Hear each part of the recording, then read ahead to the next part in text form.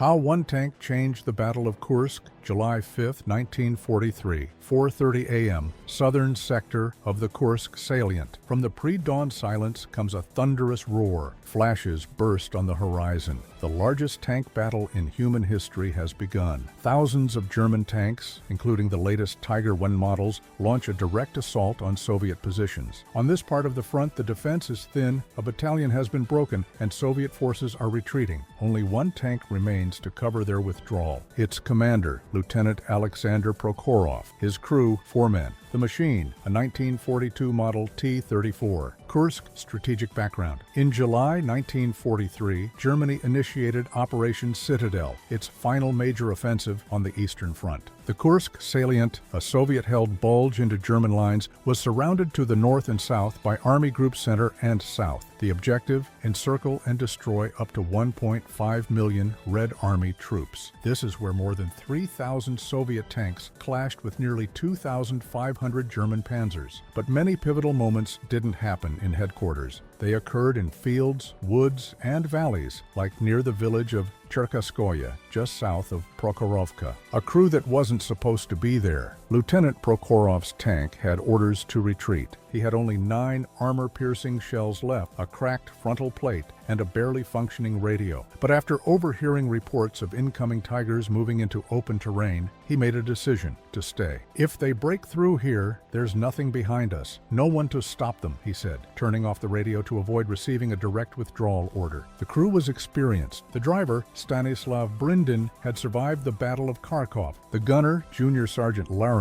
was a marksman who once destroyed a half-track at 800 meters. The loader and radio operator were younger but already battle-tested. The tank, their vehicle, T-34/76, 1942 production, 76.2 mm F-34 main gun, hull armor up to 45 mm, turret 52 mm, max cross-country speed 35 km per hour, armor-piercing round, BR-350B, effective up to 70 mm at 500 meters. Against them, Panzerkampfwagen 6, Tiger the First, 88 mm KWK 36 cannon, frontal armor, 100 to 120 mm, immune to the T-34's shell from the front. It was suicide. The calm before the storm. At 6:20 a.m., silhouettes emerged through the haze. Panthers in front, followed by 3 Tigers moving on the flank toward an open ravine. If they broke through, they would strike from the side and rear. Prokhorov's T-34 stood alone in their path, and here began the engagement that would later be called one of the boldest last-stand tank actions of the war, where calculation replaced steel and instinct replaced doctrine. 6:30 a.m. Cherkaskoye sector, southern Kursk Front. Dust rises as 3 German Tigers approach, flanked by infantry and 2 SD KFZ, 251 half-tracks. Prokhorov opens fire. First hit, trap the tracks. Knowing his shells can't penetrate frontal armor, Prokhorov orders, aim for the tracks, then move. The first round tears the right drive wheel off a Tiger. Its track flies off. As the German rotates its turret, the T-34 vanishes into a low hollow. The second shot hits a half-track. Explosion. German infantry scatters. Second Tiger, point-blank shot. Prokhorov maneuvers into flanking range. Distance, under 200 meters. The round slams into the turret ring seam. Penetration. The Tiger's gun stops. Crew abandons the vehicle under smoke cover. The remaining Tigers hesitate, assuming they've hit a minefield or a larger ambush. Outmaneuvered under fire. The third Tiger opens fire. First shot, over the turret. Second, glances off the front plate, damaging the spotlight and jamming the driver's hat. But Prokhorov counters with an old trick. Turn, kick up dust, stop, and fire when he aims where we were. A well-timed shot hits the Tiger's engine compartment from the side. Fire erupts. The tank crew escapes in confusion. Tactical impact. In under 12 minutes, 1 T-34 disables or destroys 3 German Tigers, destroys a half-track, delays the enemy push by 90 minutes, buys enough time for reinforcements from the 71st Guards Tank Division to arrive. The German flanking assault fails. Soviet forces counterattack, pushing the front line back 3 kilometers by afternoon. The crew's fate. Prokhorov's tank survives with 2 wounded crew members and only 4 shells left. They tow the tank out by evening. 2 days later, they return to combat. Lieutenant Prokhorov was posthumously recommended for Hero of the Soviet Union. Interestingly, a German unit log from July 7th records a highly aggressive single tank disrupting southern sector lines. Myths and reality. Was it really one T-34? Yes. Soviet records confirm only 1 operational tank remained in that zone. German confirmation? Intercepted signals referenced a mobile enemy armor unit causing repeated repositioning. Why was the crew's identity lost? The regimental headquarters burned on July 8th. The account was reconstructed from neighboring crews and journal fragments. Final reflection. Sometimes the course of a great battle is not decided by numbers, not by command and not by plans, but by one man, one crew, one tank